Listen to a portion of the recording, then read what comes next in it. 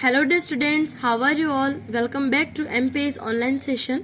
हम पढ़ रहे थे क्लास 4 का चैप्टर नंबर 18 जिसको हमने पढ़ लिया था, और आज देखते हैं चैप्टर नंबर 18 के क्वेश्चन आंसर्स।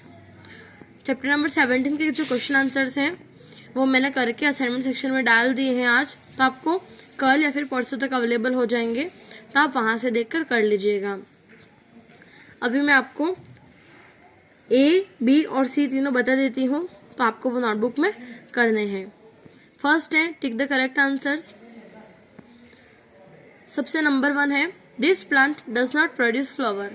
मतलब ये जो प्लांट है वो फ्लावर प्रोड्यूस नहीं करता है। तो हमने देखा था कि प्लांट्स लाइक फर्न या फिर मोज जो होते हैं वो सब फ्लावर्स जो होते हैं वो नहीं प्रोड्यूस करते हैं। ठीक है, वो प्लांट्स होते हैं उनके ऊपर फूल नहीं आते। तो इसमें मोज दे रखा है, तो मोज करेक्ट आंसर है। नेक्स्ट है the most colourful part of a flower. मतलब एक फूल है उसका सबसे कलरफुल हिस्सा जो होता है वो होता है पीटल।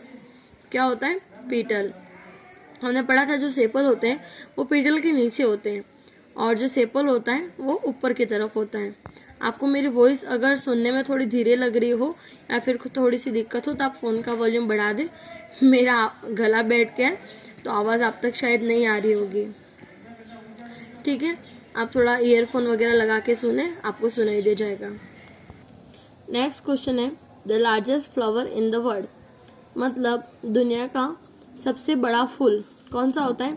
रैफलसिया या फिर रैफलसिया जिसको कहते हैं। ये हमने पढ़ा था, मैंने आपको बताया था अलग से डू यू नो वाला जो बॉक्स था उसके अंदर दे रखा था कि दुनिया का सबसे बड़ा फूल जो है वो रैफलसिया है, और सबसे छोटा फूल जो होता है वो वॉल्फिया होता है। वो इतना छोटा होता है उसको हम आसानी से देख भी नहीं सकते, और रैफलसिया इतना बड़ा होता है कि एक जो प्लांट होता है उसके जितना बड़ा होता है वो। ठीक है, नेक्स्ट है this is a winter flower. मतलब ये जो है वो एक विंटर में उगने वाला फूल है।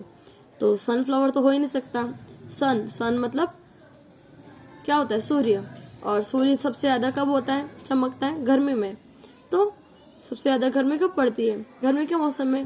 आपको ऐसे याद रखना है। और जो डहेलिया है वो जो होते हैं डहेलियाज होते हैं वो विंटर के टाइम पर उगते हैं, इसलिए इसका करेक्ट आंसर होगा विंटर। आपको आवाज़ नहीं सुनाई दी तो आप थोड़ा फ़ोन का वॉल्यूम ज़्यादा कर लेना। नेक्स्ट है this is a spring flower. मतलब ये जो फूल है वो स्प्रिंग सीजन में उगने वाला फूल है। तो ये कौन सा फूल होगा?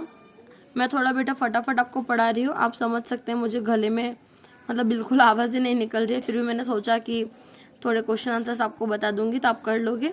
तो मैं आपको फटाफट आंसर्स भी मैंने इसमें टिक कर दिए, आपको एक्सप्लेन भी मैंने जब चैप्टर पढ़ाया तब सब कुछ किया है, तो आप थोड़ा समझ ले इसको ध्यान से। मैं जल्दी से आपको बता देती हूँ। दिस इज स्प्रिंग फ्लावर, वो कौन सा है? डैफोडिल। ठीक है, उसके बाद है this flower is found through out the year. ये जो फूल है साल भर रहता है। हमने देखा था मेरीगोल्ड, रोज, बेगोनविला, ये सब जो फूल हैं वो साल भर रहते हैं। तो जो रोज है वो इसका एक एग्जाम्पल है। ऑप्शन नहीं लिखेंगे तो चलेगा, ऑप्शन नहीं लिखना है, ज़रूरत नहीं ऑप्शन लिखने की। आप क्वेश्चन लिख के डायरेक्ट आंसर लिख सकते हैं। और आप लोग स्कूल आने से पहले सारा काम कर देना, अभी भी आपके पास में टाइम है, क्योंकि जिन बच्चों ने पूरा का पूरा काम नहीं किया था अब वो जो बच्चे हैं वो बहुत पछता रहे हैं स्कूल में आने के बाद। जैसे कि 6, 7, 8 के बच्चे हैं, उनमें से बहुत सारे बच्चों ने पूरा काम नहीं किया, अब उनको सारा काम एक साथ से करना पड़ रहा है। तो आपके साथ भी ऐसा ना हो क्योंकि जल्दी आपकी स्कूल खुलने वाली है। मुश्किल से 10 दिन होंगे आपकी स्कूल खुलने में, तो आप किसी का भी वेट नहीं करें, आप क्वेश्चन आंसर जल्दी से कर लें। नेक्स्ट है राइट ट्रू फॉल्स। तो आपको कोई क्या करता है एग्जाम में, जब मैंने असेसमेंट दिया था तब भी आधे क्रॉस कर देते हैं, आधे राइट कर देते हैं। ऐसा नहीं करना है। ट्रू और फॉल्स बोला है तो आप ट्रू लिखो या फिर टी लिख दो, और फॉल्स है तो फॉल्स का एफ लिखो। ऐसे ये गलत का निशान और सही का निशान ये कोई आंसर नहीं होता है। 2 असेसमेंट तक तो मैंने चेक किया, 3rd असेसमेंट में ऐसा नहीं चलेगा। आप ट्रू का ट्रू लिखो या फिर टी लिख दो, इजी, और फॉल्स का एफ लिखो। ठीक है, ये बेटा समझने की बात होती है, छोटी मोटी बातें। Fruits grow from seed stem, गलत बात है। फ्रूट्स जो होते हैं वो तो फूल से उगते हैं, फूल पैदा होता है उसके बाद ही उससे फल निकलता है, तो ये फॉल्स है, स्टेम से नहीं उगता है फूल। Pollen grains help in the formation of flower and bird.